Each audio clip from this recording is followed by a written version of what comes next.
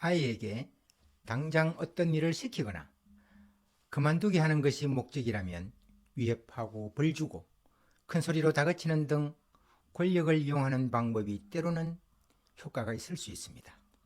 그러나 결국은 권력을 이용하지 않는 대신 아이와 따뜻하고 안정된 관계를 유지해야 아이는 부모 말을 더 잘 듣습니다.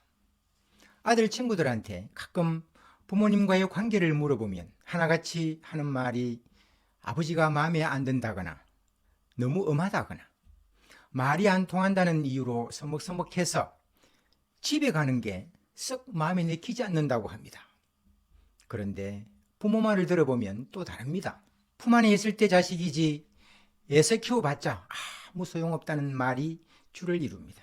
아이가 점점 자라면서 부모 말은 안중에도 없고 제 마음대로 한다고 생각하니 만나기만 하면 자주 트러블이 생기는 것도 당연합니다.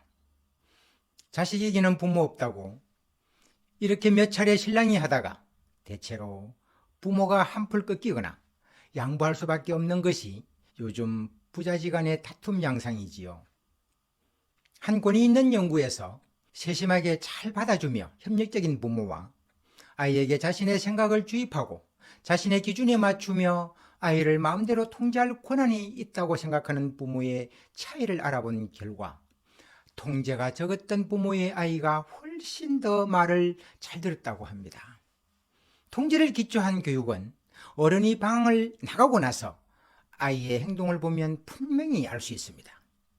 아이가 혼자 방에 남아있을 때 하라는 요구뿐만 아니라 하지 말라는 요구도 잘 따르는지를 관찰한 결과 말을 잘 듣는 아이는 자신을 통제하고 지시하는 부모가 아니라 격려하고 따뜻하게 대해주는 부모의 아이였습니다. 권력에 기초한 방법은 단순히 효과가 없음이 아니라 심각한 해를 가져오기도 합니다. 부모의 역할에 대해서 연구한 토마스 고든 박사는 독단적인 환경이 사람을 병들게 한다고 하였습니다. 심리치료사들은 치료 과정에서 근본적인 원인은 같음에도 전혀 다른 행동 결과를 본다고 합니다. 예컨대 자신의 가치를 의심하는 사람은 지속적으로 자신을 비하하고 불안한 행동을 보이기도 하고 또 한편으로는 거만하게 행동하면서 자화자찬에 빠지기도 한다는 겁니다.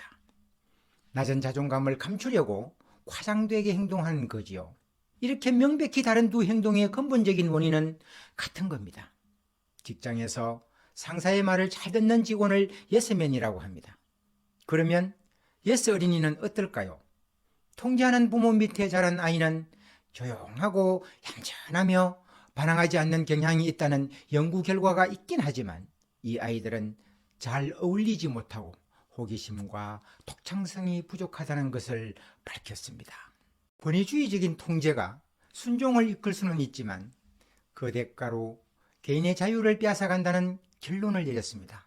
1991년 차일드 디벨롭먼트지는 4,100명의 청소년을 대상으로 한 연구에서 권위주의적인 부모 밑에서 자란 아이는 어른의 기준에 순종하거나 순응하는 척도에서 높은 점수를 받았지만 사회적 능력이나 학습 면에서는 자신을 크게 잃은 모습을 찾아냈습니다.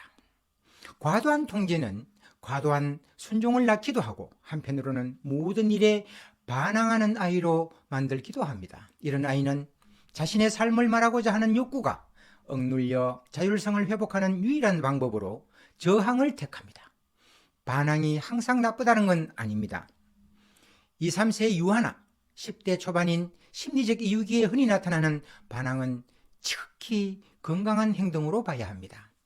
문제가 되는 반항은 순종을 목적으로 하는 양육에서 나타나는 과장된 형태의 충동적 반항입니다. 이런 반항은 오래 지속되고 깊이 자리 잡습니다.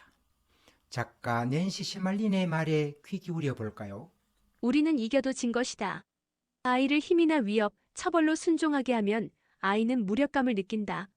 아이는 무력감을 견디지 못하고 또 다른 대립구도로 자신도 힘이 있다는 사실을 증명하려고 한다. 권위주의적인 양육은 아이를 화나게 할 뿐 아니라 그 화를 다른 사람에게 돌리는 방법까지도 가르칩니다. 이런 아이는 권력을 가진 사람을 경멸하며 자랍니다. 때로는 적대감을 교실이나 운동장에서 쏟아내기도 합니다. 강압적인 부모 밑에 자란 아이는 행동이 단정해 보이기도 하지만 사실 교활한 방법으로 자신의 잘못된 행동을 감출 뿐입니다. 겉으로는 완벽해 보이지만 실제로는 이중생활을 하는 경우가 많습니다. 다시 말해 부모가 아이의 삶을 통제하려고 하면 아이는 부모가 아는 삶과 부모가 모르는 또 다른 삶을 살아갑니다. 엄격한 통제, 일시적으로는 효과가 있을지 모르지만 시간이 지나면서 아이와의 관계에서 치명적인 상처를 남긴다는 것을 잊지 마시기 바랍니다. 다음 주에 뵙겠습니다.